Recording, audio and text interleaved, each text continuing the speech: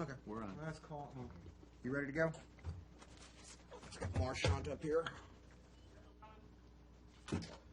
All right, we'll call the August. Yeah, I know. August 10 meeting of the Haymarket Town Planning Commission to order. Roll call, please. Here. Here. Here. Here. Here. Here. And I'll entertain a motion on the minutes. I'll move to approve the Planning Commission minutes from our regular meeting on July 16, 2015. Is there a second? Second it. All in favor? Aye. Opposed? Hearing none, motion passes unanimously. Citizens' time. Any citizen wish to address the council about a non-public hearing item, please approach. Mr. Watts? Yes? No?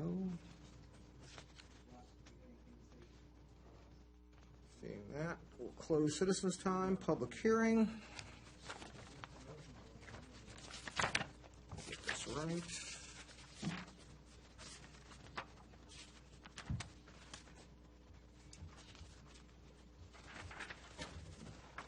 is it? There we go. This time we'll open the public hearing for public comment on the fiscal year 2006 Town of Haymarket Fiscal Impact of Development Analysis. Anyone wishing to speak in favor of or in opposition to the proposed policy, please come forward. No takers? At this point, we'll close the public hearing. That was quick. Announcements. Anybody else have one? I got a couple. All right. Last week, I went to the county's board meeting on their power line resolution. For those who are unaware, the county has adopted a resolution in opposition to any route except the underground route along 55. I think that's been widely reported. They've also put in some protections for potential ratepayers in that they are not going to negotiate with Dominion Resources to create a special tax district that would force the local residents around any of the lines to pay for the line. And last but not least, they threw in there as part of the resolution, they immediately initiated a zoning text amendment, which they'll be working on over the next couple of months. There should be a preliminary one at the September meeting to, in essence, restrict data centers so that this situation doesn't occur in the future. I'll be getting a lot of information on that in the next couple of months, and I will forward that as it comes in. As yet, there is none, except for a commitment by the planning staff to have a preliminary amendment forthwith. And I would suspect that will be somewhere around the first week of September, so we'll play it by ear from that. Last but not least, Robinson's Paradise, as many have noticed, it is not on the public hearing schedule tonight. There was a snafu in the publication notice, but in the interim, several things have happened. I think we need to go ahead and just address those or make note of them so that everybody is aware of them. On August 4th, in response to the Planning Commission, Joseph Barbaro, is that his name, I believe? Correct. With the County Fire Marshal's Office weighed in on the development, specifically with regard to the concerns of the VDOT street standards. It's very short, so I'll read it to you. It says, actually, I know his name is Ernie Little. I'm sorry. Yeah, it's forwarded. Mr. Barbaro is our... Mr. Barbo forwarded to him to evaluate on our town's behalf. So Mr. Barbaro is the town building inspector, and Correct. Mr. Little is the fire marshal. Yes, sir. Sorry about that. Mr. Little notes, I've looked at the attached drawings and offer the following comments. 1, Prince William County utilized the VDOT standards for street design. I have a concern about the 30-foot radius cul-de-sac shown, as it does not allow for our apparatus, in particular pumpers, to turn around easily. In the requirements of the county's transportation department, it is generally required that a 45-foot long truck be able to negotiate easily through a site. And then 2, the pipe stem driveway off the smaller cul-de-sac is of even more concern to me due to the lack of ability of our apparatus, including ambulances, to be able to turn around to exit the area. Also, access to the homes on the pipe stems could be difficult to access if parking took place on the smaller cul-de-sac. That was followed up, that was initiated by email from our building inspector to Mr. Little. Our building inspector noted, attached are the preliminary drawings regarding this proposed project. The primary question is the installation of two cul-de-sacs. One is 44 feet in diameter, and the other is 30 feet in diameter. I would like to ensure that this design will be acceptable and within the specifications of the Prince William County Fire design requirements, and your guidance on this will be most helpful. The developer is relying on VDOT specifications, but I will not approve this unless this also meets the needs of the Prince William County Fire Marshal's office to ensure that the responding companies will have sufficient clearance for their equipment. As this is soon to come before our boards, I would appreciate it if you give me a quick look and call me so that we can remain on the same page. Melinda gave me your email, blah, blah, blah. Marshall, could you please forward that to the group, yes. members that have not gotten that? It takes care of What I would like to do is go ahead and forward that to the applicant and have them respond. that as well. Yeah, that as well. We have run into this with a lot of your neo-traditional developments, your people going back to the grid patterns in the smaller lots. Dealt with this in Loudon, really is having to go back and revisit a lot of the fire standards, because the intent and goals of the fire rescue groups don't always match up with people wanting to build pedestrian-oriented projects. So certainly don't want to diminish the concern. They need to be able to turn around if they need to. But I'll get that off to the applicant and make sure they respond. To that end, I've got a question for you to have answered for the next I guess, meeting. yeah. Go ahead. This is a request to go R2 from R1, correct? Yes, sir. What is the nature of the SUP For the pipe stem. for the pipe stem? Okay. Even though we don't allow that as a special use in the R2?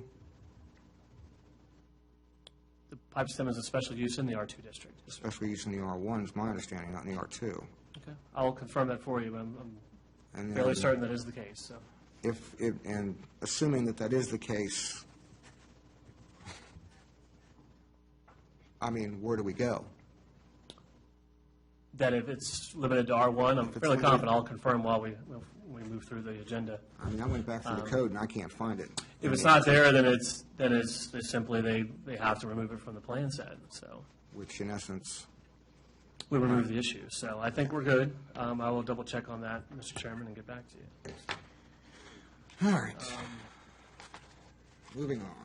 Bob, before you do, in reference to the Dominion Power, is there a time frame when they're actually going to speak to, or they're going to actually submit their proposals? I'm glad you asked. They have not committed to a date. I have a strong suspicion that the filing will be made quite likely the weekend of Labor Day weekend. Everybody's away. Commissioner, I think we're on the same page. It's near the end of August or beginning of September that they anticipated submitting their filings to the SEC for review. So I'm glad you brought that up because that brings up something else that I had forgotten. When they do that filing, at this point, we don't know what routes they're going to suggest. We have done a fair amount of research on them over the past calendar year. However, there are new routes that have been introduced, most of which do not impact the town directly. The town report, or the report that we were tasked with preparing for the town council, by and large is limited to the impact on the town because that's our jurisdiction. However, if they do submit slightly revised routes, and it is the intent of the town council to comment on that, file as a party, or do anything for that matter, I believe that we're going to have to update the report. I don't want to jump the gun and get that moving now because I don't know what they're going to submit. My suspicion is it's just going to require some tweaking, but depending on what Dominion actually submits, it could result in the need for a substantial rewrite. What I would like to do is just sort of have everybody keep that in mind, go back and review the old text, which is actually now fairly obsolete, to be honest with you. It needs some updating in and of itself. And then once the filing is made with the SEC, I guess at the next planning commission meeting, we'll have to deal with it and determine whether we feel we need to update it for council. I suspect that's going to be the case, but until we see the actual work product delivered by Dominion, sort of spinning our wheels, guessing where they're going to go. And Bob, could I ask you, when you talked about a preliminary meeting to restrict the data center in the future, could you just expand a little bit more on that and some of the goals? Actually, I can. Let's see if I have I don't know if I have my spreadsheet handy. I can do it off the top of my head. If you look at Prince William zoning codes right now, you have to look at two things. You have to look at where they allow data centers and where they allow substations, because they're irreparably, they're tied together to a point that you can't. They're inexorably tied together. Prince William County by ordinance. In fact, if you go into the Prince William County ordinances, you won't even find it under uses, either by right or special, anywhere in the code for any of the zoning districts as regards substations. If you go to the opening section of the Prince William County zoning codes, they define a substation as a public use, and thus it is allowed in every single zoning district in the county. In essence, a by right use anywhere and everywhere within the county. That is dramatically different than any other surrounding jurisdiction. Off the top, I don't have my notes in front of me. Off the top of my head, I seem to recall that Loudoun County offers them in roughly, as a delineated by right use in about half of their zoning districts, and with a special use permit in a couple of others.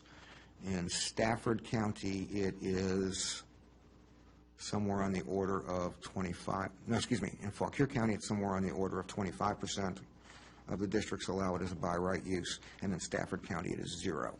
It requires a special use permit and review in every district in Stafford County. The other part of that is the data center usage.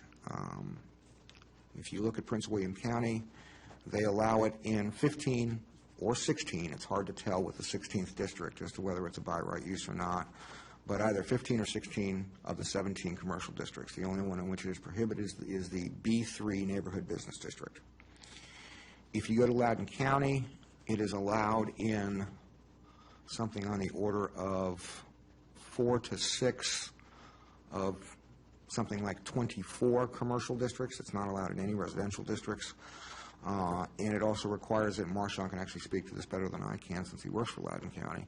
But I believe it also requires that it be in a planning district overlay or an overlay district. So it's even further restricted. Marshawn could probably speak to this a little better than I can, at least with regard to Loudoun. Fauquier is pretty simple. It's not allowed in any zoning district at all. It is allowed as a by right use in one planning district, one planned business district. It's allowed as a by right use if it is using recycled water. If it is not using recycled water, it requires a special use.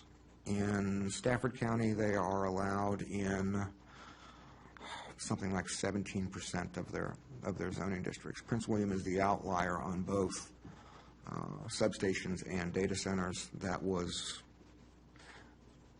made very apparent to the current Board of County Supervisors, and in response to quite a bit of public outcry over this power line in the Amazon data center. As part of the resolution, they agreed to include the initiation of a zoning text amendment to address that language. Essentially, at least at this point in time, we'll see what happens down the road, but at this point in time, realizing that data centers everywhere and anywhere are probably not good, particularly given that they are incompatible with a lot of other uses, particularly residential, and particularly in areas where no infrastructure exists. Marshawn could probably address what the case is in Loudoun better, the zoning for data centers. Well, for the longest time, the zoning administrator had found that they operated most similarly to office. And that became clear with the redundant power sources that they need, the chillers, the service demands for power, became clear, operated quite differently. The parking requirements are much less, but they quickly became kind of a nuisance in terms of on-site noise and then the coming of infrastructure. So they went and separately defined a data center use. In certain districts, they have performance standards. you mitigate your sound, you mitigate your outdoor generators, you do these certain things, and you're allowed to go by right, other areas by special exception. But generally, it was in response to a lot of complaints by residential, especially on the Dulles Greenway, where there's this proliferation of data centers really running amok or running contrary to what a lot of these residential developments were trying to do. Does that make sense? Yeah. The best example is that is next time you're on or you're on the Greenway driving from, I guess, Reston to Leesburg, if any of you ever take that, there's a new project called Loudon Station. It's the last line of the Silver, it's the last station of the new Silver Line. And Digital Realty has these beautiful data centers right next door to this new town center that's coming out of the ground. And if you're on ground level in the parking lot of the town center, look at the data centers, they look beautiful. But as soon as you get up from the second and third story residential up to the fifth floor, you're basically eyeballed with the chillers on top of the building, and it's just, the sound is just And Marchant, quite obnoxious. real quick, and because of those changes, amendments and so forth, is that likely why they decided to build that new substation off Route 50 in Loudoun County to facilitate a new data center? Well, what you're seeing there is several things happen. One, the availability of land, starting to go away from the Greenway. The land values have gone up. I had an answer and I just slipped my mind. I think people are, along Route 50, they're seeing a loophole in the current ordinances because of where those districts are allowed by right. That's our CLI, a commercial light industrial district.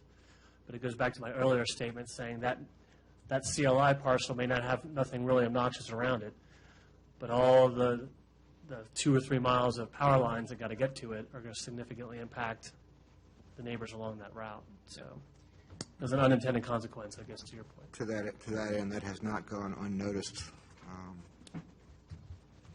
by both the local population here and by the planning office. And quite frankly, they plan to use Loudon as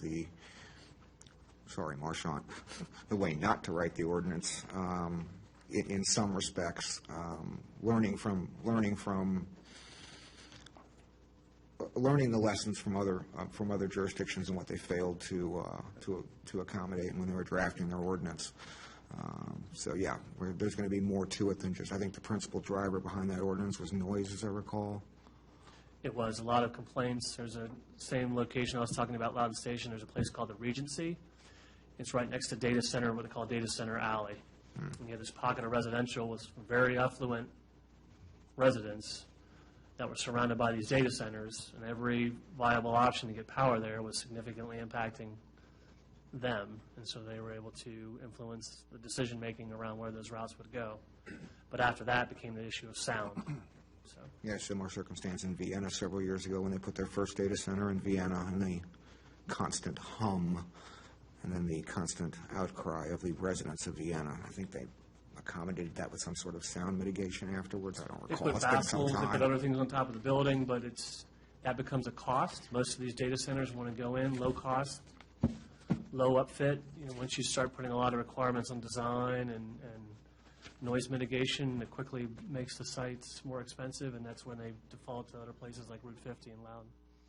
So Bob, this future talk about restricting it would not affect the one here in Haymarket, though. Unfortunately, no. It's a by right use. It is probably vested. That is, again, one of those questions that's above my pay grade. I know the question has been asked of the county board. I know the question has been asked of the county attorney's office and the planning staff. I am not privy to what the answer is. If I had to guess, this isn't the only site for Amazon in Prince William, though. Aren't they also No, off it's of not. Innovation Drive as well? they So, have I mean, more than one site. It's an interesting question. I guess it's all going to depend on timing. To my understanding, via some communication from Delegate Marshall's office, it's my understanding that the site plans that have been provided by Amazon's contractor to develop the site have not been reviewed You're talking for new construction. for the new construction. I'm somewhat skeptical of that answer, given the time that's gone by. It would seem unusual that they wouldn't be, but that's the answer we're getting right now. I don't think at the end of the day it really matters a whole lot, because I suspect that the zoning text amendment will take some time to draft and then go through the process. You've got mandatory public hearings, a review by the Planning Commission, review by DORAC, which reviews both the DCSM changes and the zoning text amendments. So, I mean, best case scenario, if the county really put their foot to the floor and jammed this thing through as fast as they could, I can't see them doing it in less than 7 or 8 months. My guess is it's more likely going to be 12 to 18 months, and I can't imagine that those site plans would not be addressed within that period of time. So, yeah, unfortunately, it won't address this one, but it will address.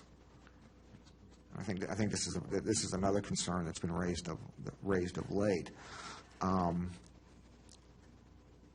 When you put a data center in with a substation, it's my understanding that the moment the load goes over 100 megawatts, there is a requirement, a FERC requirement, to network the power lines. It is quite likely that that substation there will go over 100 megawatts shortly after the opening of the Amazon data center, and it also presents the opportunity, quite frankly, for other data centers to locate on the adjoining parcel. If that happens and they go over that 100 megawatts, then we're not talking, in theory, we are not talking one power line, one transmission line. We are talking at least one more, if not two, and the question is, in which direction does it go? So it's a much larger issue than simply this one power line. I mean, to play devil's advocate, I think of all the places to put a data center, if they're going to put it in this side of the county, tucked back away up against the railroad and buffered from the road, it's probably a good place to go, but it goes back to the power requirements and how it gets there and the effect of that infrastructure. So. And the water requirement. Actually, I'll actually note this. It was brought up at the during citizens' time at the Board of County Supervisors meeting. Apparently, there have been several payments made by Amazon to the Prince William County Service Authority totaling in the millions of dollars that were supposed to be for the arrears in payment for services that they had accrued over time, and the Prince William County Service Authority immediately took those and sank those into a construction fund to build water delivery facilities that coincidentally end at that site to the tune of millions of dollars. So in essence, we are subsidizing Amazon's power bill or at least that's what's been reported. I don't have enough of a background in how the Prince William County Service Authority is to speak with any authority on that, but there were people at the public hearing who did and had some very good numbers on that. And if you want their information, I'll be more than happy to pass that on to you offline. And I probably shouldn't say that, but yeah, it's what it is. It's public record at this point in time. Can I switch gears on you, Mr. Chairman? You most certainly may. Going back to the earlier question, and this is one of the issues with our ordinance. We call the same thing different things. So in R1, we call it a pipe stem lot for what Robinson's Paradise is doing, and in the R2 district, we call it a shared access driveway.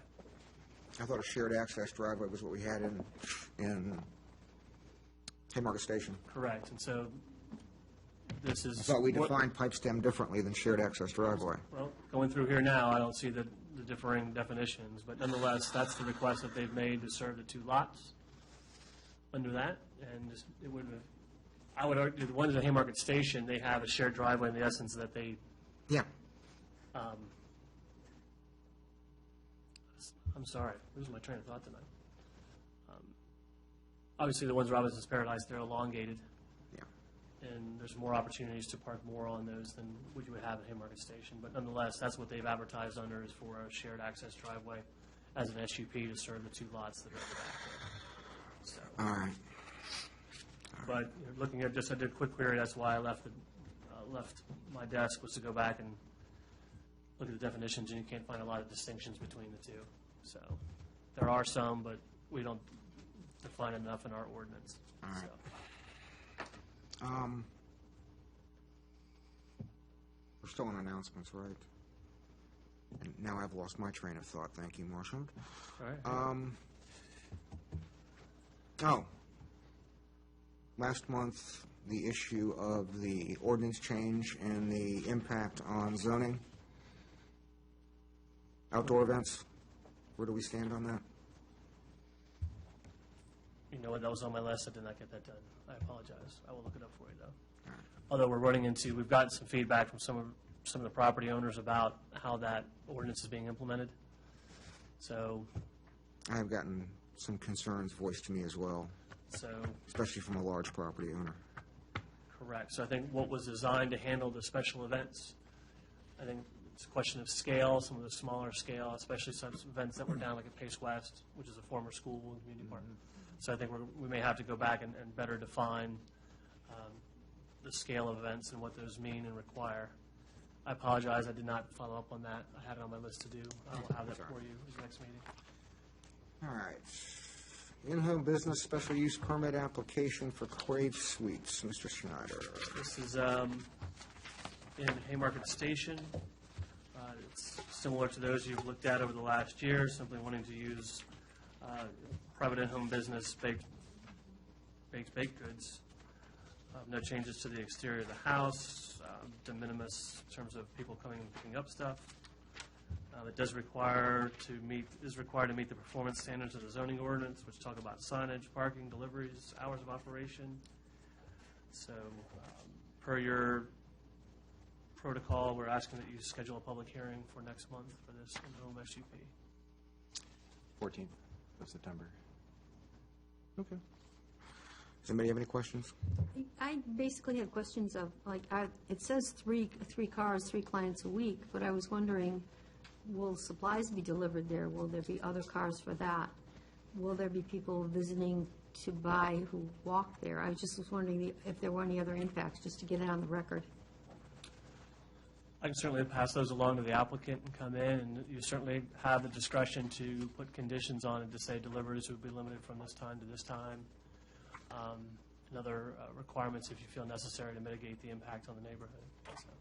So one of them was delivery times. Yes, if she is having supplies delivered.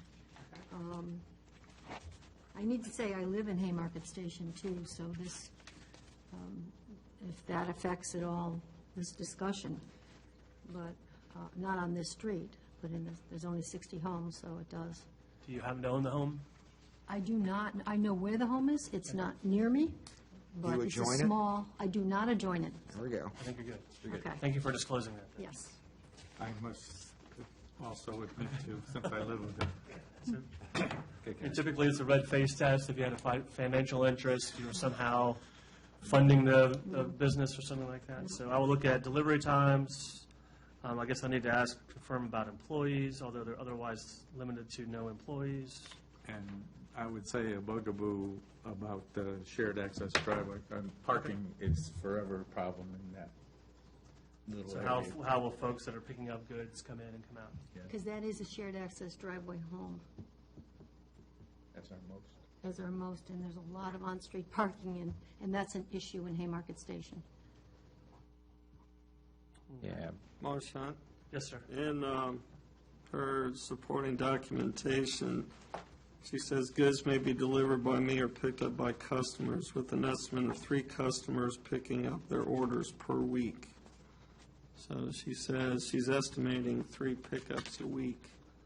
So you may just want to ask, is that high-end, low-end? Stay in business. Or is it kind of like UPS where, you know, they stop by for 10 seconds, they do a pickup or a drop off, and they just kind of drive off?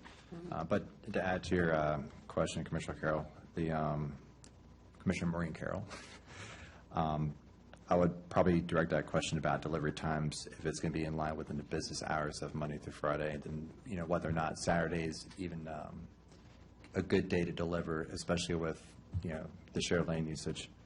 So, I'm distinguishing it as 2 different things. Goods in terms of materials that she needs to make her cookies, when do those come in? Right. Yeah. And then her baked goods being picked up either by clients at the house. Anything further? Okay, that being said, I will leave it to you. Is there any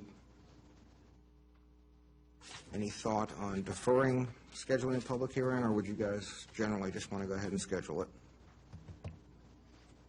either wait for the questions to be answered or go ahead and schedule a public hearing now? I would say schedule the public hearing, and then Any objection? some of those questions would. No, I concur. No objections? Was that the 4th or the 14th? The 14th, the second Monday. I will forward these to the applicant and have them here to be prepared to answer your questions. In that case, we direct the clerk to advertise a hearing for a special use permit application for Crave Suites at 14932 Southern Crossing Street for September 14th.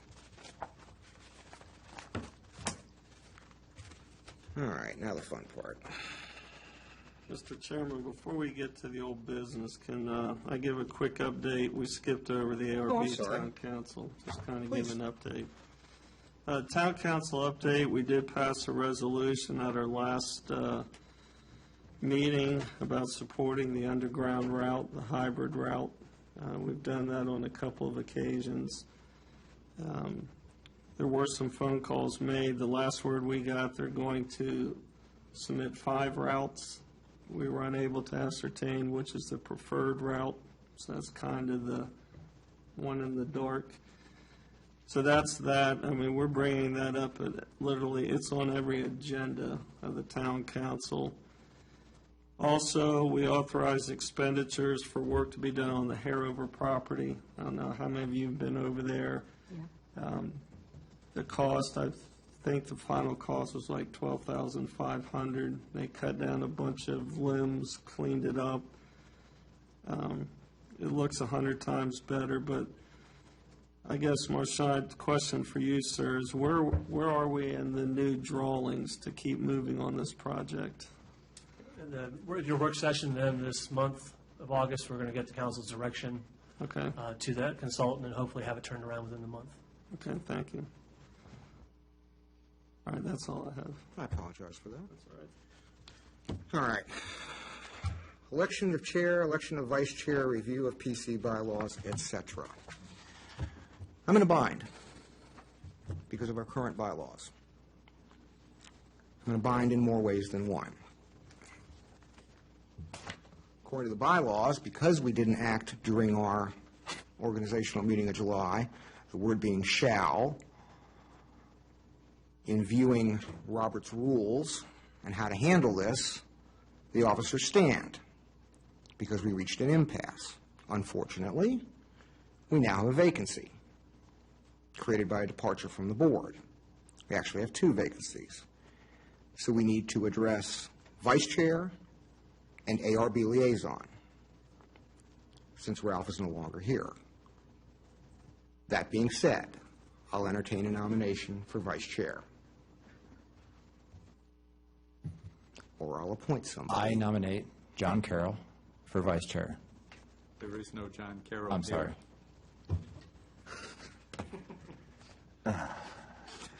Try You've had as long a day as I've had. I'm still in vacation mode. I'm sorry.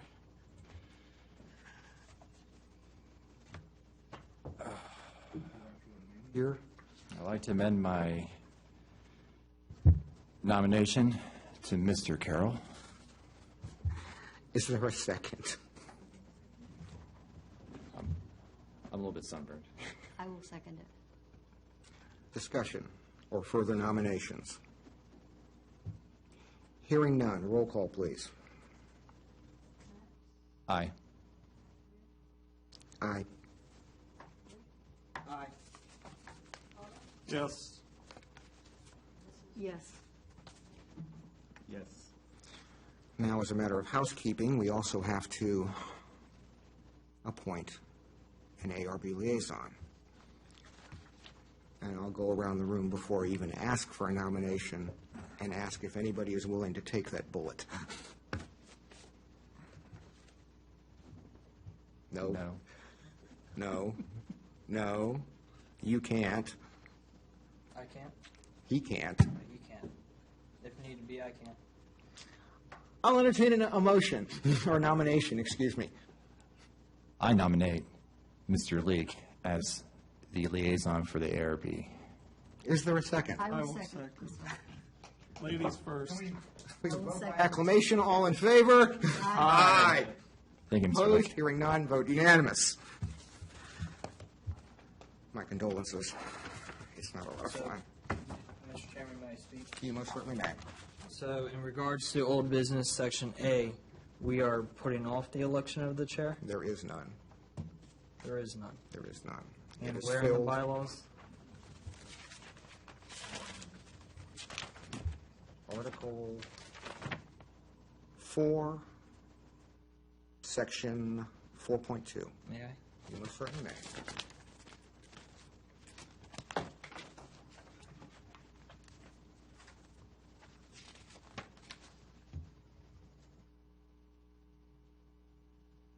So doesn't that just carry over to our meeting in August? To be No, able it to does vote not, on? with the word "shall" in accordance with Robert's rules. That's the procedure. But then at the July meeting, we never agreed upon. No, it was an impasse, you're right. And that's why. It was left as an impasse. So then at that meeting, when we impassed it, how were we able to get out of that meeting if we shall vote on one? We adjourned. And that With ends it. your motion to put this off to the August meeting. I motion to put the matter off to the August meeting, correct. But Robert's rules and the bylaws don't allow us to do that. I mean, if you guys want to go ahead and question it, that's fine. I'm sure the town attorney would be more than willing to entertain it, and I'm Does perfectly anyone happy with that. else on the commission board have any questions in regard to this? Looking this over,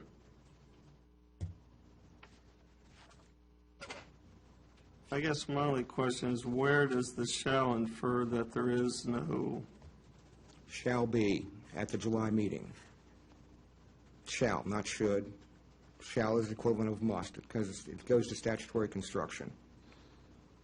This is the argument I have with the county attorney constantly over state code and with Delegate Marshall. And there's a distinction made between shall, should, must. Shall means exactly that, shall. I guess we can get clarification from the town's attorney You that most we're in certainly may. compliance, correct? You most certainly may pass that through the clerk's office, Politics? I guess. Uh, Anything further? I mean, I don't, no, I it's don't not- even want to go down, I don't want this to get as, like it No, got I'm not. last month. I'm not doing that. I just want to make sure that what we're doing is proper. I don't think that's politics. Your I think concern the is town noted. is owed that. How can we elect then a vice chair or an ARB liaison? Because there is a vacancy currently. Vacancy? A dual vacancy, yeah. There is So a since vacancy he's gone caused now. by a member leaving, so it has to be filled. All right, fiscal impact, Mr. Schneider. Thank you, Mr. Chairman. We did miss a line item. Oh, Kind of rushing to get to item C. twice, I'm sorry, I apologize. Review of PC bylaws. You had a particular concern? I did. I did want to move forward with the amendment and get any last-minute comments or questions regarding the amendment to Article 3, Section 1, to consist of Planning Commission member count from 5 to 7, just that one correction and no other corrections. See if there's any feedback, if anyone had any suggestions, or if we wanted to move forward for an amendment approval. I think my only comment was the grammatical one. I think in 1-1, planning commission should be capital P and capital C, because it's a proper, So it's a noted. proper noun, this specific planning commission. Okay. I don't find any of these to be terribly substantive. No. So I don't see any requirement for publishing notice of it. It's merely a correction of the administrative notes. So I'll entertain a motion to amend them as noted. I move to amend the Planning Commission bylaws, Sections, Article 3, Section 1, to include the member count consisting of 7 instead of 5. And Could I ask one thing in a minute? I just question whether the commission shall consist of 7 members or may consist of 7 members. May is correct. It says shall. So I would suggest we have may consist. I would concur. Okay, I will amend my movement to amend. I move to amend the Town of Haymarket Planning Commission bylaw, Article 3, Section 1, such as the commission may consist of 7 members appointed by the town council. All members shall be residents of the town of Haymarket and qualified by knowledge and experience to make decisions on questions of growth and development. At least 1/2 of the members shall be owners of real property. 1 member may be a member of the town council, and 1 member may be an administrative official of the town government. I just read everything except the changes. Would you allow a friendly amendment to your motion to also address Article 1, Section 1.1, and the capitalization of Planning Commission? I will amend my motion to include changes to Article 1, Section 1, to capitalize P and C for Planning Commission. Do I have a second, Ms. Carroll? Oh, okay. Roll call, please. Aye. Aye. Aye. Yes. Yes. All right. Sorry about that. Mr. Schneider, fiscal impact of development analysis. Thank you, Mr. Chairman. Thank you, Commissioners, for being patient as we work through this. A lot of changes, again, were based on a recent court decision called the Coons decision. Essentially, this is a tool that I will use in evaluating rezonings to determine what the fiscal impact of what that development might be. This will be provided to the applicants, and certainly they may be able, it's within their proffers or voluntaries, so they will have the option to respond or provide an alternate contribution to mitigate the impact of their projects, and then they will have the opportunity to justify why an alternate dollar amount may be appropriate. For instance, if you're doing a certain housing type where you're not going to generate as many kids, 3 bedrooms versus a single bedroom. Those types of decisions you'll be able to evaluate on a case-by-case basis as those rezonings work their way through the process. One question that has come up from the Robinson's Paradise developer is commentary on whether or not this would apply to all units or those units that are above a base density or a planned base density. I think I mentioned this to you last month. For instance, Robinson's Paradise is already entitled by right to develop, I believe, 19 units or 16 units.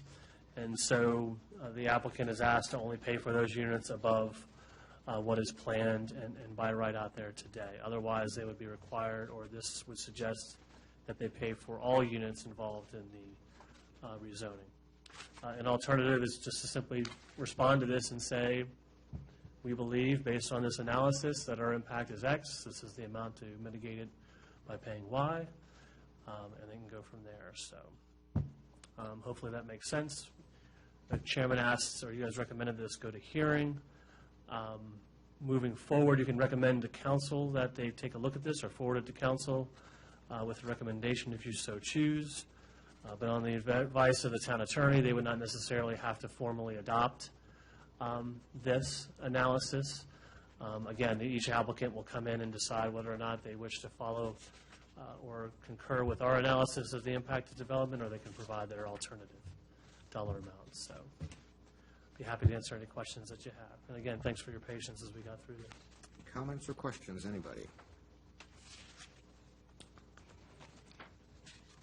I have a few questions, just, and I know it's carefully done, but some of the pages, and I have the earlier one and the later one, it says font is bold and font is formatted justified. I just would say it should be consistent throughout, whatever the font is, font size. The final product? Yes, ma'am. Yeah, and basically, unless we, for some reason, want to bold one area to draw your eye attention to it, otherwise, I wouldn't do a lot of bold and not bold, because it presents a finished document that's too much of a quilt, a pattern of disconnect to your eyes. Yes, ma'am. Yeah, any white glove treatment should be done by now, so we can make sure it's all consistent. What was that, Mr. Matt? White glove treatment is Oh, yeah, essentially quality making it a control final of the final product. document. Yeah. And I had one other comment on page 25 of the packet, which was 8DA. 8DA at the top, and on the bottom it says packet page 25.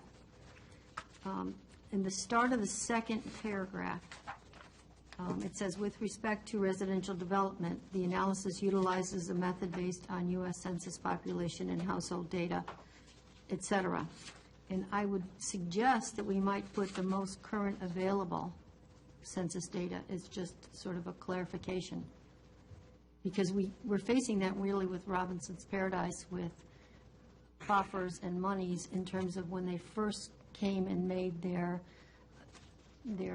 idea for 16 houses, and now they're up to 26, and you're dealing with perhaps two different forms of data. I know it's updated annually, and it says it in the paper, but I think it would be a clarification. I don't know how other people feel. I agree. I mean, U.S. Census can be 5 years, 10 years for population, and a clear case was last fall, we were discussing the roundabout, finally got that corrected, just outside town limits, and how the VDOT analysis was completely off from what all of us experience day by day. So having that clarification, I mean, it should be in there. I agree. One alternative may be to say, based on U.S. Census data or equivalent data set acceptable to the council or something to Right, that or effect, in yes.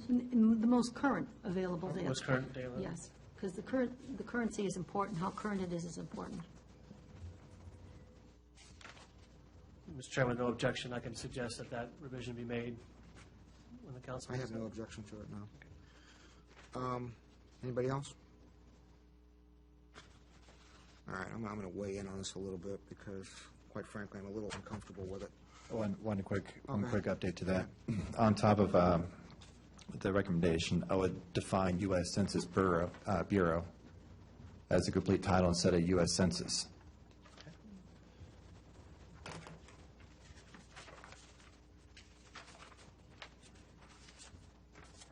All right. Anybody else? All right, I had a fairly lengthy discussion with managing partner for the town's legal representation about this particular document. And he and I have a philosophical difference. The revisions to this document, which was originally drafted by a contractor who specializes in this particular type of document. The consultant has The the consultant. background in creating these sorts of statistics or estimate data. was dramatically and drastically amended by the town's legal staff in response to a singular case in a different state.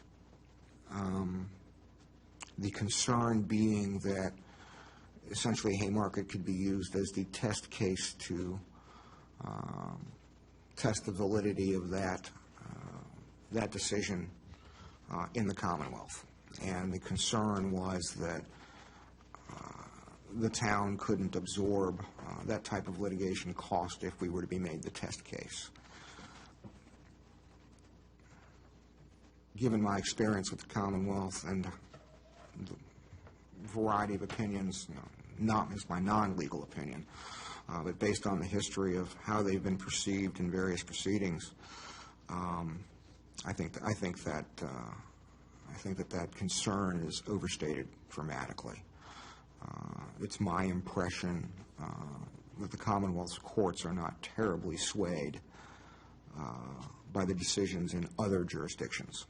And by that I mean other state jurisdictions. The Commonwealth sort of views itself differently than the rest, and there are different laws in the books, and quite frankly, more laws protective of land use rights in the Commonwealth there are in virtually any other state. In fact, we may be the most protective of personal property rights in the entire United States. That being said, I'm a little concerned that this is, quite frankly, not straightforward enough. The county's monetary policy is very, very straightforward. It's very easy to understand, and doesn't sort of ramble all over the place. I mean, I'm looking at packet page 29, section, and it would be page 8DA of this, regarding the non-residential share and how that was dramatically changed, particularly with regard to cash contributions in lieu of transportation improvements. Quite frankly, I personally don't believe that this affords a level of clarity that I'm comfortable with. Quite frankly, I much preferred the consultant's version. And as such, I just cannot support this particular rendition. But that's just my position, and I'm just elaborating, so it will explain my vote. Anything further? In that case, I will entertain a motion to forward the fiscal year 2016 Town of Haymarket fiscal impact of development analysis as amended to the Town Council with a recommendation of either adoption or not adoption, up to whomever makes the motion. Mr. Chairman, I would make a motion that we submit to the Town Council the fiscal year 2016 Town of Haymarket Fiscal Impact Development Analysis, and we propose that they adopt this particular analysis I second the motion. Excuse me, friendly amendment, as amended? as amended. No, thank you. I second that motion. Further discussion? What we're saying is we're putting this up to the town council to make the final decision based upon the amendments that we just were mentioned. Okay? Correct. Yep. Further discussion? Roll call, please. Yes. Abstain. Yes. Yes. Yes. Yes. All right, moving along. If I can get back to the right page, which I had a minute ago. There we go. Mr. Chairman, I sent Sign you, ordinance. Yeah, please. in other words, I went back to the consultants that submitted the sign ordinance, indicated the issues and concerns about the recent court decisions regarding signs. They have scrubbed it. They feel that the current document is able to come forward to you and does meet that. Is defensible, I guess, based on your concerns about what that new court decision was decided. And so I will go ahead and start setting up some times for you guys to go ahead and start looking at that. I'll send you the email out to all the commissioners. I received that recently. So. On that for a moment. I think we talked about this last month, but I'm not entirely sure. Did we discuss the court decision on signs? We did. Briefly?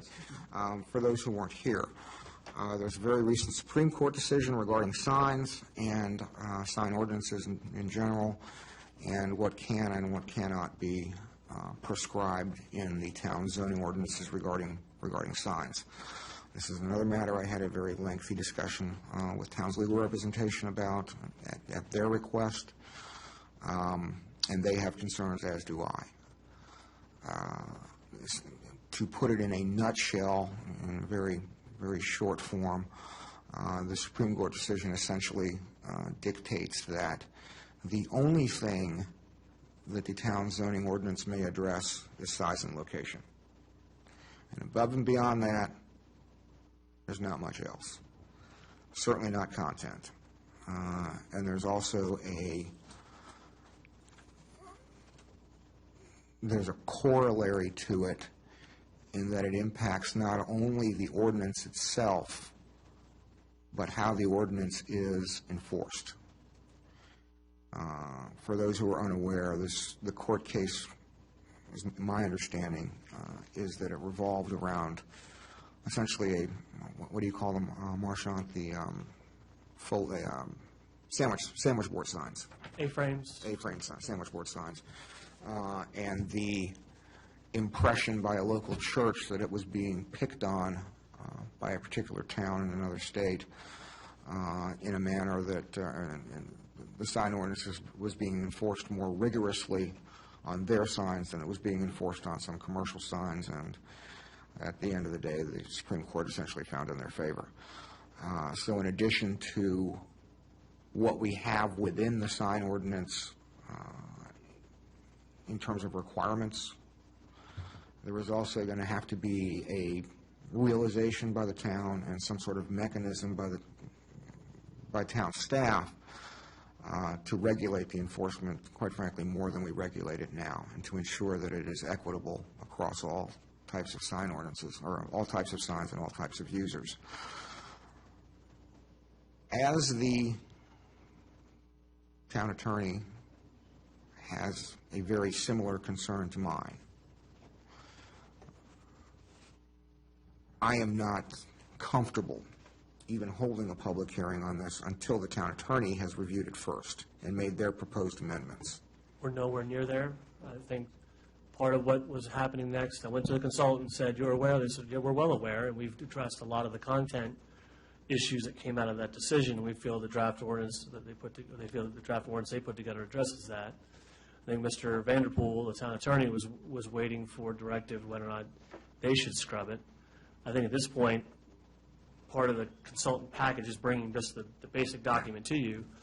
We can have them address your concerns about the recent decision, start getting your feedback on, are they going at least in the right direction? They put a lot of work into this draft ordinance, so we at least want to make sure that they're providing we're giving them the right direction before they get too farther down to a final document. Once that's done, they're going to give you a final product. Once that final product's done, then you're going to go ahead and start moving it through the hearing process. So I'm comfortable based on that, and I'll send it out to you, all the consultant's response, but I think it is in a form that it can get to you. I can have Mr. Vanderpool review it ahead of time if you would like me to, but they took a preliminary look and thought it was okay as well, so. Given the issues we've had with procedures for public hearings, content of public hearings, where we disagreed, and the proffer language, which was sprung on us at the last minute with corrections, given that at least I am seemingly on the same page with legal counsel with regard to the potential impact, and it is a significant potential impact. I view this as a significantly greater threat than the proffer language changes. I personally would be more comfortable with having them at least give it a once-over before we get it, to eliminate the obvious. So, well, let me send you what I have already from both the attorney's office and the consultant. Have you guys take a look at it? And I can talk to you offline as well, whether or not we need to have them look at it some more as well. So. Have they made any suggested changes? And by that I mean has town legal counsel made any suggested changes at this point? No, and again, I'm not recalling the content of the email, but I'll send it out to you to see where they were on it. So I think, as I recall, both instances, they felt the major issue was content, and that the new ordinance, the way it was written, was content neutral. Content neutral? Or, maybe that's not the right term. Yeah.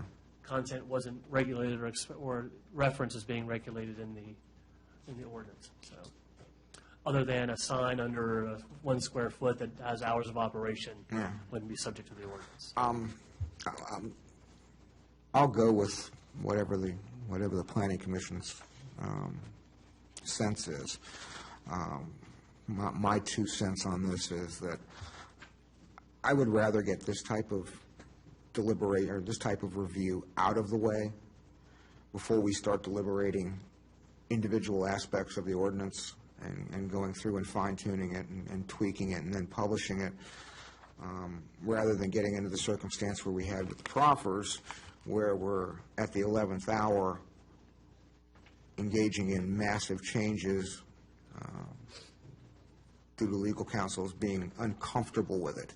I mean, it just seems to me from a time and a cost standpoint, it's more cost and time effective to have them at least give it a preliminary review and commentary on every section of it, not just the content aspect, than it is to engage in deliberation, schedule a public hearing, and then potentially have to undergo massive changes or significant, I don't want to say massive changes, but significant changes that will require a second public hearing and the additional cost, because I'm relatively certain the cost of this public hearing is not going to be cheap. No, but again, I think where we are in the consultant process is they wanted to come and present to you the draft ordinance before you even got into the public hearing stage of it. But again, I'll have the attorneys. I mean, it's not my call, it's the Planning Commission's call, but that's... So they're going to come and make a formal presentation to you and say, here's the feedback, here's the recent decisions and our response to it. I can have them affirm that and then present it to you, and then you can begin your Well, maybe there's a compromise here.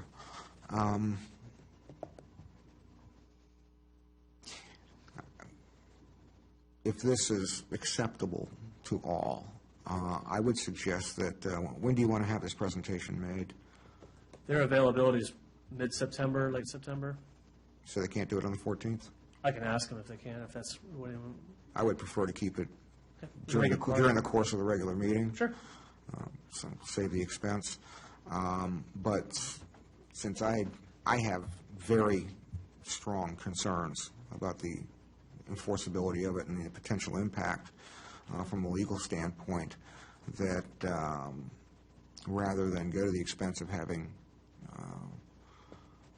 legal counsel do their own review and then sort of pit it against the consultant's review, perhaps we should request legal counsel to be here for that meeting, for that presentation, and that way they could get the presentation at the same time, and perhaps any concerns that they had might either be allayed or corrected proactively when we got everybody in the same room, Planning Commission, legal counsel, and the consultant, and work through it that way. It just occurred to me that's probably, from a cost and a time standpoint, probably the most cost-effective way to do it. What the consultant wanted to do that day was during the day go back to the stakeholders that they had put the ordinance together from, get their feedback on it, come to you that night, present it formally. I think it's a good idea, have the attorneys here, have that dialogue between the three of you. But no attorneys no, not with the stakeholders, please. No. Okay. It's your meeting, but I think that's a good idea. You can have an open dialogue, an open discussion, maybe we call it a work session ahead of time. But, that way you can ask the attorney questions while they're here, you can ask the consultant questions while you're here. I think that's a good idea. Is there any objection to that?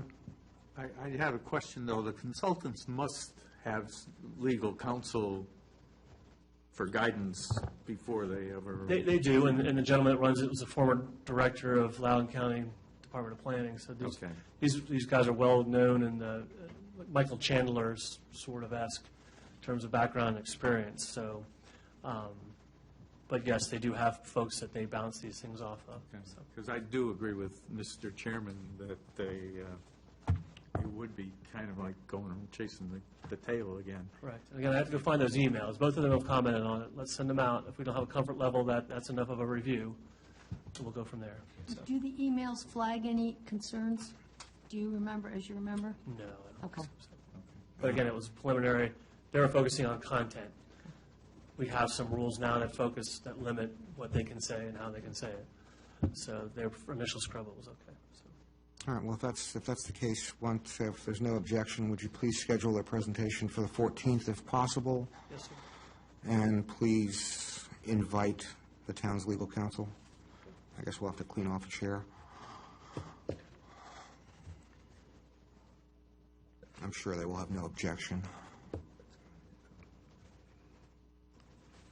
Okay. All right, comp plan, Mr. Schneider. You had directed that I come back to you in September with the last revisions that you had looked at. This was prior to this commission seating last year. And also at the same time, we'll bring to you I guess there's some remaining information based on your request for information regarding the council's initiation of the land use map amendment. Okay. So we'll have that to you comprehensively in September. In the interim, between now and the September meeting, could you please forward the amended text electronically? I'm not even sure I have one. In fact, I'm pretty sure I don't. With all of the earlier amendments? The last time I looked at it, maybe Or too edits. large, but if not, we can post it on the website and have you download it if you need it. So You can't just strip it down to a text-only version? I will give it a try.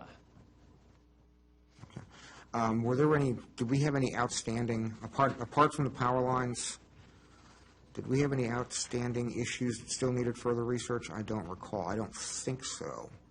I thought No, we had, sir, other than to consider the council's directive on the map question. but staff has pulled together all the other maps and all the revised data sources for the new numbers? I think so. That's probably a question we probably need to talk to you about, how much of the census data tables, a lot of the extraneous information that's in there, maybe just to pull out. I was more concerned with updating some of the references that are now ages old. Correct. Probably the question is, are a lot of those even necessary to include in the document? But I think I still had to update some of those tables. We were starting to do that. Also, some of the maps. We'll talk offline on that. We were also getting ready to have the Berkeley group, that's the online consultant that did, or not online, the gentleman that did the what was called the proffer guide.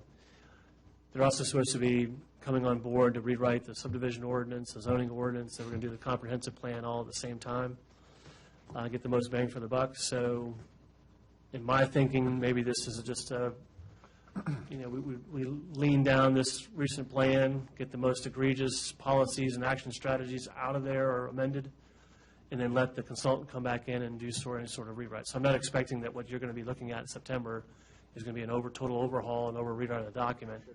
It's simply just the update. So a lot of those tables that would take me time to update or have some of the staff update may not be relevant. My understanding, they had already updated a lot of Most that. of them were updated, but stuff like, that the average median income might be nice to have, but you can just go to the census, American Fact Finder, that kind of stuff that kind of clutters up the document. But to answer your question, I will get you the stripped down text amendment for the next meeting, and we'll go from there.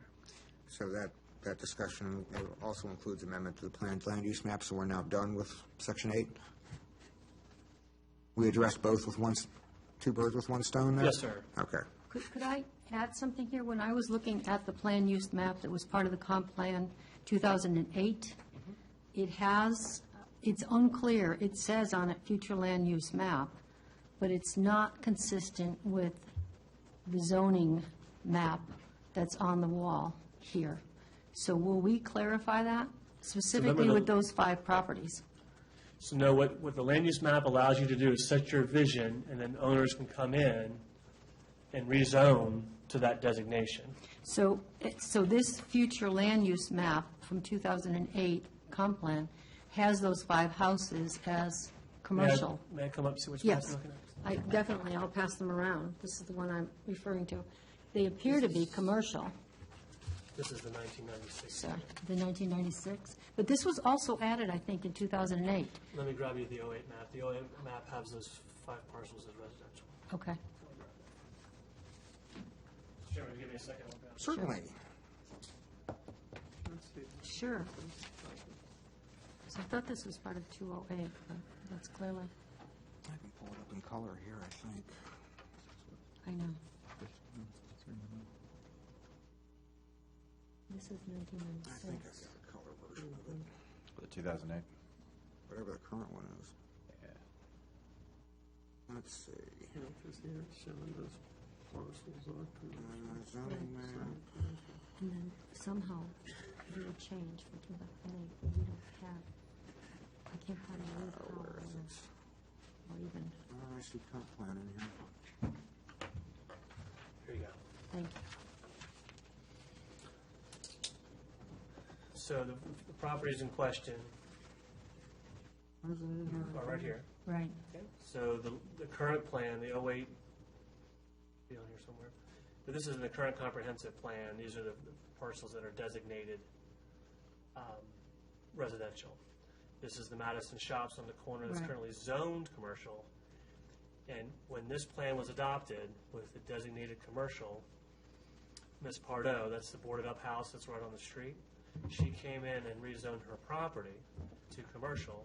And at that time, our land use map supported that. So this is a little bit of semantics.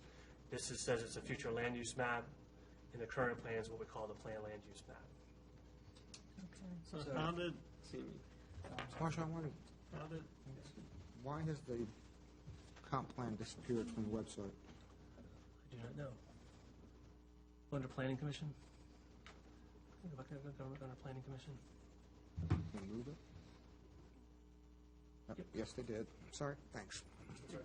yes, sir, how did these, I see where these were all low-density residential, is it because these 2 property owners petitioned to go to commercial and these 3 properties did not? I think prior to 1983, when 1983, when the zoning ordinance was adopted, they, basically, whatever you were at the time is what you got. The Madison Shops was operating its shops out of there at the time. So they were zoned commercial. The rest of these lots at the time were being used as residential. So when they did the land use map in 2000 or 1996, the idea was maybe, the vision at the time, that these properties would eventually become commercial. They were left residential zoning, but if someone wanted to come in and request to rezone the property and say, Marchand, does our plan support this?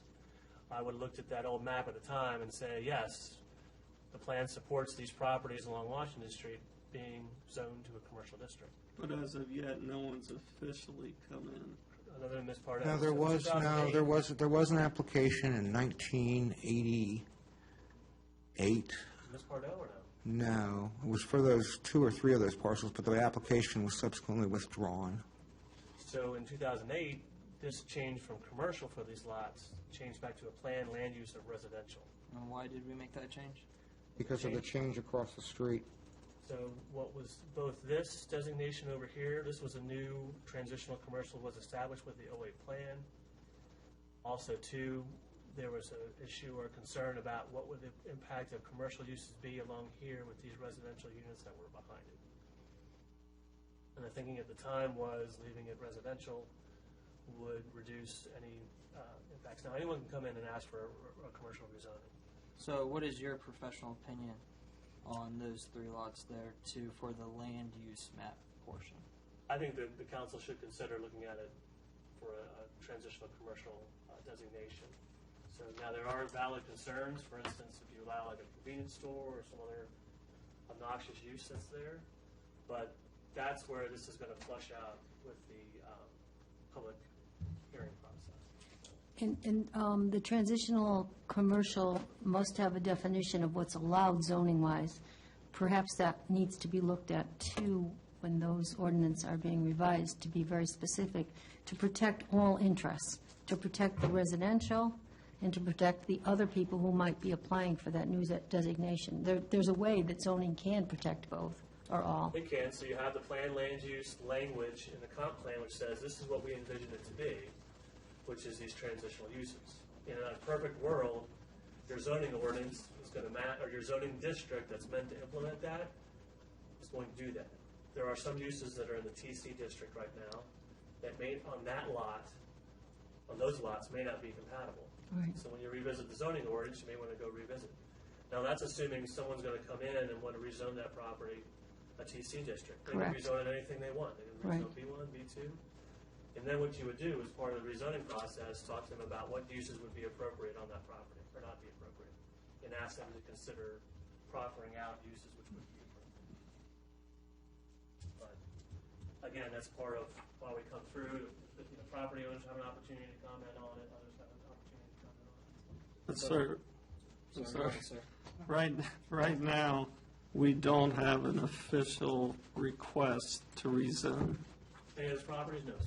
Okay, so basically, it's the planning commission looking at it and making recommendations towards the town council, because the town council directed the planning commission look at it, correct? To look at the land use map, Correct. not rezone the property. Correct. But look at changing the designation of it from residential to commercial. On the land use map, Correct. okay. Let's say the council decided the commission decided that's where they wanted to go. Each of the individual landowners would still, if they're not zoned commercial today, they would have to come in and formally request that you rezone the property to a commercial zone. So really, in essence, layman's terms, if that were to change, that's just giving that landowner the right to potentially switch their property use. To make the Okay. application, the distinction being whether it would be an application for a rezoning that is in concordance with the comp plan or an application that is non-compliant. Okay. And we In have, other words, that's, the town has a vision of where it wants to go, and you say, yes, what you want to do with your property is consistent with the direction the town wants to go. Do you know of any current interests that are in play right now in terms of people that potentially would like to buy out ownership of those current residential lots to transition over to commercial? No, the only, I'm sorry. We'll get you a wireless mic next time. Oh, you have one. Question was, on those 5 properties, no. On the properties on the north side, On any of those 5 properties, so, No, sir. okay.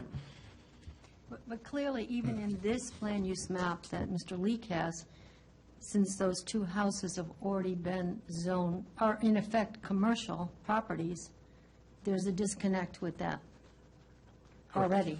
That doesn't reflect reality right now for those, for Mrs. Pardo's and for the Madison gift shop. correct. That, the zoning is inconsistent with your future land, or your planned land use map. And I would also, and I don't know, I don't have an answer for this, but that transitional commercial, I would like to see how tightly that is defined. Myself, I need to check that, because that might be a way to transition some of it without being offensive to the residential. I'm just throwing that out as a thought. Well, there's 2 things you could do. There's language that goes with that map. Right. Maybe it makes more sense if that's the way the commission and council wants to go. You tighten up what that language says. And then when this group goes through and revamps the zoning ordinance, we got to look at the TC district again to better describe what is meant by that district. In addition to those 5 lots, there's also 3 additional lots that are considered, right now, transitional commercial off Fayette Street, north side, right outside of Sherwood Forest. Yes, sir. Okay. And then all those lots to the north, next to the animal hospital and the Baptist church. Should we address 2 birds with 1 stone, try to get those taken care of as well? Because from what I can see, and I could disclaim that I am a resident, but none of my property isn't adjacent to any of those lots in question. There's probably 3 lots between me and them, but I would like to probably see that more toward residential, unless we could see a defining reason why to leave it as it is for transitional commercial, being that it's away from Washington Street. There's really no practical use unless we were to move forward with other changes with the town plans in the future, yeah. Anything else? What I would suggest to everybody is that they go back and review the records from 2008, because all of these questions were discussed at length, both at the public hearing stage and here at the Planning Commission and at the Town Council. And I think it will serve to provide you with a lot of input and data points as to why certain things were done and what various neighborhoods thought. I actually concur with Mr. Maddox. And I don't think those parcels should have been put in the TC district in the first place. But that was also based on a vision of the town that was dramatically different than the current reality, in terms of they thought that this would be a viable town center that they would have sold, and the town offices would have moved to the Hanover property.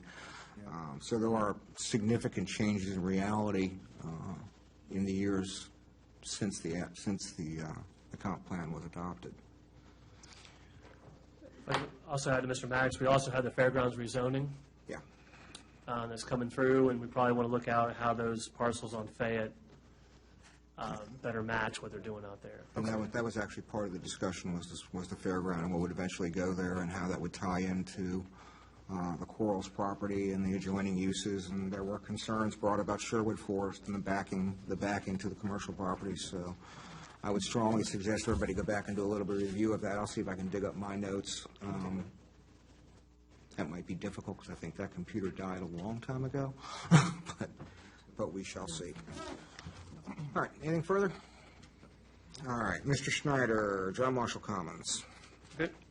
Real quick, developments in town, you're probably going to get sheets before you either in September or October. The Chick-fil-A plans are back in, so probably early this fall, you're going to start looking at the Chick-fil-A plans. The rezoning for the fairgrounds is kind of jump-started itself again, so you may be looking at that project early next year. I did meet today with the ownership of the 5 lots between the animal hospital Oh. And you guys have the maps now, but it's basically those lots that abut Washington Street between the Animal Hospital and Hunting Path, wanting to do or perhaps consider a commercial along Washington Street and do a residential development on the back side of it adjacent to Long Street Commons where I live. And they, I think, intend to move forward fairly quickly. So it's getting busy quickly. So John Marshall Commons, we included in the packet. There was an email that Mr. Wilborn had sent. He's a representative for John Marshall Commons ownership. Sent it to the council. It's in your packet on page 56. It was addressed to Mayor Leak. I made 2 comments about the commercial employment center designation of the property and some comments about pedestrian improvements along the highway. Chairman Weir has drafted a response back to them. We included it tonight for the commission to take a look at or have any discussion if they wanted to. Real quickly, in Mr. Wilburn's second comment, applicant has not proffered sidewalk or streetscape. They've simply shown it as a graphic on the plan, and the proffer says we have to develop in substantial conformance. That does not provide a comfort level of the timing, the trigger, the materials.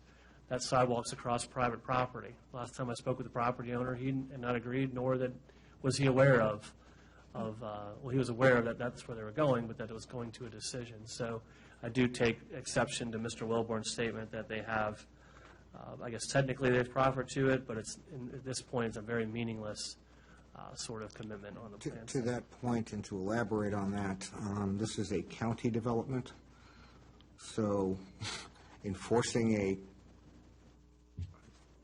non-delineated proffer in another jurisdiction, It's not upon the agreement of the landowners, kind of. yeah, So that can be better. So I'm not challenging their commitment to it. I'm just saying that it's not very well. Well, I am challenging their commitment to it. They're not doing a very good job of defining what that commitment is. So. But that's in limbo, correct, as I understood the letters? That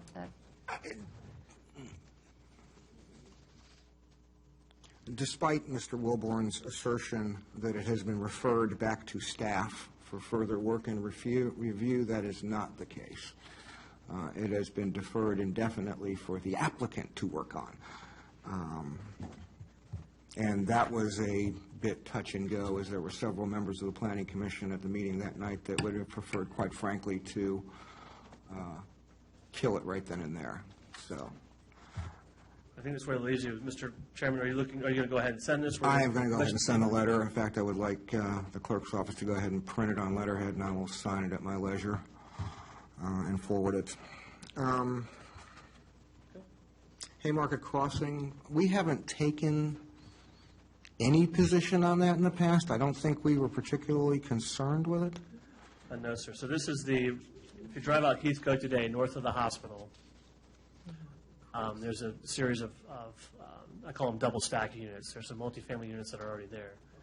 What this does, this request is to decrease the number of units from almost 100 units from 316 down to 216, and they're going to change the ranges of types of multifamily units that they're going to provide. So in essence, it's an overall reduction. I think it has to do a lot with the product type, and they're not able to move the style of units that they have over the 2/2s, if you're familiar with what that is. Yeah. So I think this is simply them adjusting to the market. So it doesn't change the road network. It reduces overall trips, obviously reduces the impact on schools. So I don't know that we would have any objection or necessary support to it. So this is just a courtesy. Yes, this is the 1 mile jurisdiction where when the staff puts together a report for the Planning Commission, there's a thing that says other jurisdictional comment. And they'll generally summarize what the town has to say. Otherwise, but there's nothing binding on the. Did we respond at all? I'm sorry. We have not today. Previously, we have not. Generally, we sort of pick and choose which ones we respond to and which ones we don't, quite frankly. This is one of those that is sort of a bit of a hot-button issue with some county residents. I'm assuming that the vast majority of the people who actually care about this project, one way or the other, would actually be happy that they're reducing and diminishing the type of unit. Quite frankly, I'm surprised they are, and I'm not at all opposed to it. But does it rise to the level where we need to put ourselves on record? I don't think so. I mean, it just doesn't, it's one of those ones that's, it's within the 1 mile jurisdiction, but we're separated by 66, further separated by Heathcote, and it's so far from, I mean, it's up to you guys. I don't particularly have any inclination to address it. So we'll probably just email them and say, thank you for the forward. We have no further comment. Works for me? Thank you very much. That's good. That's all I have, Mr. Chair. All right, I'll entertain a motion. Motion to adjourn. Is there a second? I would like, You heard briefly before you adjourn, because you still have a matter on your agenda you haven't acted on. That's the Certainly. election of chair. Certainly. I understand that your bylaws require that you elect a chair. By the way, for you, I'm Martin Cranman, town attorney. I understand your bylaws require the election of a chair. It uses the word shall. It says that you shall elect a chair in July. Correct. And that at the July meeting, you had a quorum, but you were unable to reach a majority vote for anybody to be chairman. Correct. So, under Robert's Rules of Order, if you have a mandatory duty and you're not able to discharge it at the meeting where you were required to, that duty continues until such time as that duty is discharged. So I would suggest to the Planning Commission that your duty to elect a chair is applicable tonight. That you have, since you were unable to reach a majority at your July meeting, you need to open the floor for nominations for a chair tonight, and to, if you're able to reach a majority, have an election for chairman tonight. That's not my interpretation under Robert's rules and under our procedures, and I've made a procedural decision. I am more than willing to entertain your opinion. I'm just kind of stunned that you drove all the way out here to deliver it, but... Well, if the chair refuses to entertain nominations, any member of the body may, under Robert's Rules of Order, make a nomination without regard to the fact there's been no call for nominations, and then if the chair further refuses to hold a vote on the nomination, then that person who made the nomination can call for a vote on it, notwithstanding the chair's failure to carry out the responsibility. I make a motion on the floor to You haven't nominate. been recognized on the... Mr. Chairman? You don't have to be recognized, sir. You can I go right am, ahead. we are still addressing your concerns. I make a motion on the floor to nominate Mr. Matt Cottle as the chair of the Planning Commission. I second that emotion. Without the chairman making a roll call, I will contest a roll call. No. Abstain. Yes. I will abstain. Yes. Yes. Okay, you have a new chair. No, you do not. It has to pass with a majority of the members present, and you have 3. You had a majority of those members present and voting. You have 3 of 6. 3, and there was 1 no vote. There is 3 a to no 1 is a vote, majority 2, vote. 3, no. It's a majority of the votes present. It is not. No, sir, that's not I correct. disagree. That is the way. I'm sorry, sir, that's not correct. It's a majority of those present and voting. Congratulations. And 6 voted. Am I incorrect in the number of votes cast? Yes, you are, sir. No, because I am an not. abstention does Are not you count saying an as a vote. abstention does not count as a vote? That is correct. That is not correct. I don't know why we elect I a will- chair I will- who falls under malfeasance I will. for missing more I than 4 will- meetings during I a will- 12-month period.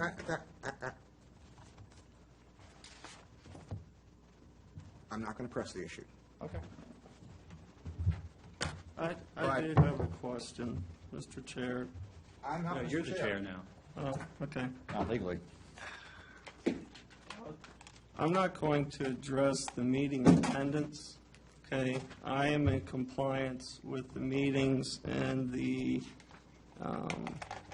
regulations of the town, so I just want to go on record to say that I am in compliance with the meetings. How many The have you missed? meetings, I'm not going to address that. The meetings are Then 4. regularly According to our scheduled. bylaws, if you miss more than 4 meetings in a They're 12-month regularly period, scheduled.